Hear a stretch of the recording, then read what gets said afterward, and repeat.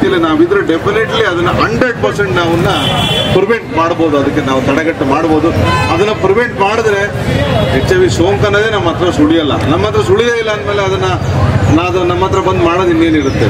So that ಅಲ್ಲಿ ಮಾತ್ರ ಆ ಯುವತಿಯಲ್ಲಿ ಮಾತ್ರ ನಮಗೆ ಬರೋ ಚಾನ್ಸ್ ಇರುತ್ತೆ. ಅದೇ ರೀತಿಯಾಗಿ ನಮ್ಮ ಆಸ್ಪತ್ರೆಯಲ್ಲಿ ಕೂಡ ನಾವು ಏನು ಪ್ರಿವೆನ್ಷನ್ ಆಕ್ಟಿವಿಟೀಸ್ ತಗೋಬೇಕು, ಇಂಜೆಕ್ಷನ್ ಕೊಡೋದ್ರಲ್ಲಾಗಲಿ, IV ಫ್ಲೂಯಿಡ್ಸ್ ಕೊಡೋದ್ರಾಗಲಿ, ಬೇರೆ ಒಂದು ಸರ್ಜರೀಸ್ ಮಾಡೋದು, ಎಲ್ಲ ಪ್ರಿಕಾಷನ್ಸ್ ತಗೊಂಡು ಅದನ್ನು ತಡೆಗಟ್ಟೋದಕ್ಕೆ ನಾವು ಡೆಫಿನೆಟ್ಲಿ ಸಮಸ್ಯೆ ಅಂತ ಹೇಳ್ತಾ, ಇವತ್ತು ಏನಿದೆ ಇದೆಲ್ಲ ನಮ್ಮ ವಿದ್ಯಾರ್ಥಿಗಳ ಒಂದು ಬಹಳ ಉತ್ಸಾಹದಿಂದ, ಯಾಕಂದ್ರೆ ಇವತ್ತು ಆ ಯಂಗ್ಸ್ಟರ್ಸ್ ಅಲ್ಲೇ ಈ ಕಾಯಿಲೆ ನಾವು ಬರಬಾರದು, ಬಂದ್ರೆ ಅದನ್ನು ಎದೆಗುಟ್ಟು ನಿಲ್ಲಬೇಕು. ಯಾಕಂದ್ರೆ ಆ ಏಜ್ನಲ್ಲೇ ನಾವು ಅವ್ರಿಗೆ ಒಂದು ತಿಳುವಳಿಕೆಯನ್ನು ಮುಟ್ಟಿಸಿದ್ರೆ ಡೆಫಿನೆಟ್ಲಿ ಇದನ್ನ ನಾವು ಪ್ರಿವೆಂಟ್ ಮಾಡಬಹುದು ಅಂತ ಹೇಳ್ತಾ, ನಮ್ಮ ಎಸ್ಪೆಷಲಿ ನಮ್ಮ ಮಾಧ್ಯಮದ ಮೂಲಕ ಇದನ್ನ ನಾವು ಕಳ್ಸೋಣ ಅಂತ ಹೇಳ್ತಾ, ಇವತ್ತು HIV ಅಂದ್ರೆ ಬರೀ ಅದೊಂದೇ ಬಂದ್ರೆ HIV ಟ್ಯಾಬ್ಲೆಟ್ ಅಂತ ತಗೊಂತೀವಲ್ಲ, ಅದು ಯಾಕಂದ್ರೆ ಇಮ್ಯುನಿಟಿ ಕಡಿಮೆ ಮಾಡಿದಾಗ ಬೇರೆ ರೋಗಗಳೆಲ್ಲ ನಮ್ಮನ್ನ ಆವರಿಸ್ಕೊಂಡ್ಬಿಟ್ಟು ಸಾವು ಸಂಭವಿಸೋದು ಇರ್ತದೆ. ಯಾಕಂದ್ರೆ ಎಸ್ಪೆಷಲಿ TB ಅಟ್ಯಾಕ್ ಆಗಿಬಿಡ್ತದೆ, ಡಯಾಬಿಟಿಸ್, ಬೇರೆ ಎಲ್ಲ ಕಾಯಿಲೆಗಳು ಇಮ್ಯುನಿಟಿ ಕಡಿಮೆ ಆದಾಗ ಎಲ್ಲವೂ ನಮ್ಮನ್ನ,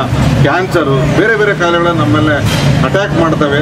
ಸೊ ಅದಕ್ಕೋಸ್ಕರ ನಾವು ಇದನ್ನ ಫಸ್ಟ್ ನಮ್ದು ಇಂಟೆನ್ಷನ್ಲಿ ಅದನ್ನ ಬರದಂಗೆ ನೋಡ್ಕೊಳ್ಳೋದು, ಬಂದ ಮೇಲೆ ಅದಕ್ಕೆ ಸರಿಯಾದ ಸೂಕ್ತ ಚಿಕಿತ್ಸೆಯನ್ನು ತಗೋಬೇಕಂತ ಹೇಳ್ತಾ, ಇವತ್ತು ನಮ್ಮ ಎಲ್ಲರಿಗೂ ಇಷ್ಟು ಮಾತಾಡೋದಕ್ಕೆ ಅವಕಾಶ ಕೊಟ್ಟಿದ್ದಕ್ಕೆ ನಮ್ಮ ಮೀಡಿಯಾ ಮಿತ್ರರಿಗೆ ಇದನ್ನು ಸಂದೇಶ ತಿಳಿಸ್ತಾರಂತ ಹೇಳ್ತಾ, ಮತ್ತೊಮ್ಮೆ ನಾನು ಎಲ್ಲ ನಮ್ಮ ಮೇಧಾ ಕಾಲೇಜಿನ ವಿದ್ಯಾರ್ಥಿಗಳಿಗೆ ಮತ್ತು ಉಪನ್ಯಾಸಕರಿಗೆ, ಅಡ್ಮಿಷನ್ ಎಲ್ಲರಿಗೂ ಕೃತಜ್ಞತೆ ತಿಳಿಸ್ತಾ ಇದನ್ನು ಚಾಲನೆ ಮಾಡೋಣ ಅಂತ ಹೇಳಿ ಕೋರ್ಕೊಳ್ತಾ ಇರ್ತಾರೆ. Thank you very much. Thank you.